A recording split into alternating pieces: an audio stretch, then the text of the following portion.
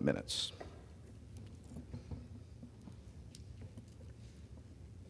Thank you, Mr. Speaker. Mr. Speaker, I rise today to speak in opposition to H.R. 734, a bill that chooses politics over protecting our children, specifically our trans children. With all the challenges we are facing as a country, with all the challenges so many working and middle-class families are facing, it is astonishing that we are here debating legislation that seeks to target our children.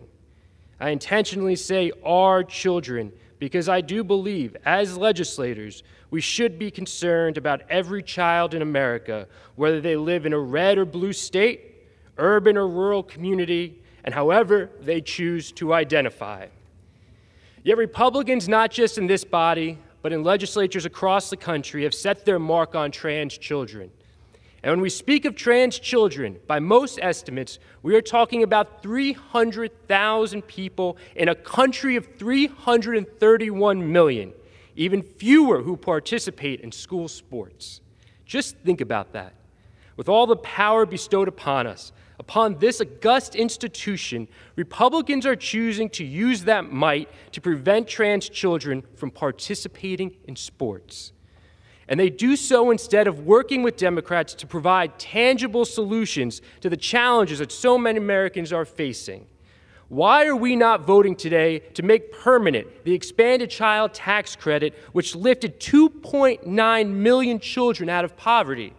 Why are we not voting today on legislation that would make pre-K available to all families, and in doing so, alleviate one of the most significant burdens that working parents face each and every day?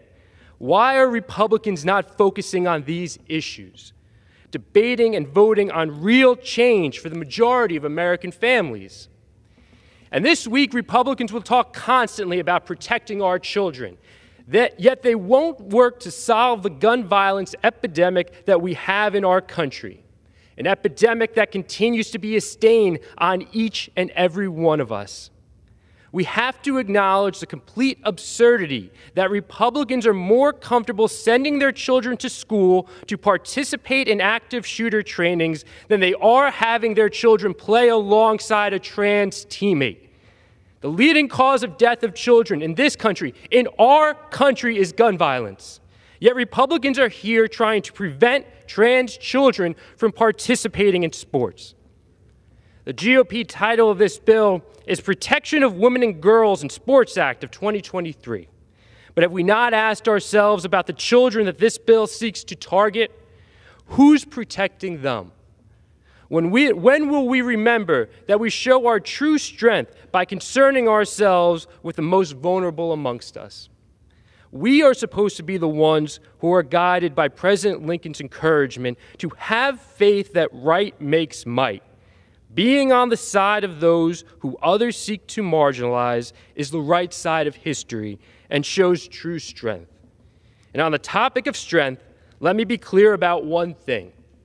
Every single trans individual in this country who continues to be their true and authentic self in the face of constant bigotry and hate has more strength and courage than anyone who chooses to vote for this bill.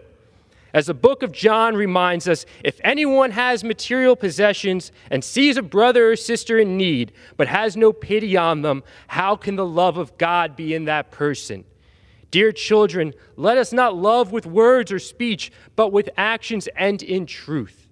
As a father, I know the single greatest gift we can give our children is the love, support, and encouragement they need to be the truest and most authentic version of who they are.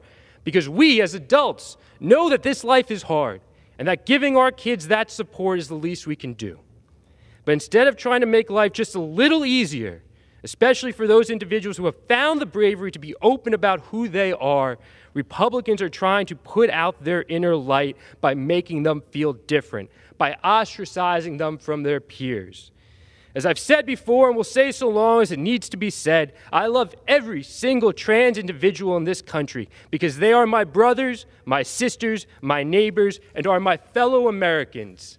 This bill is wrong. Targeting the trans community is wrong, and I won't stand for it. I am a no on H.R. 734 and urge all my colleagues to do the same. I yield back the remainder of my time.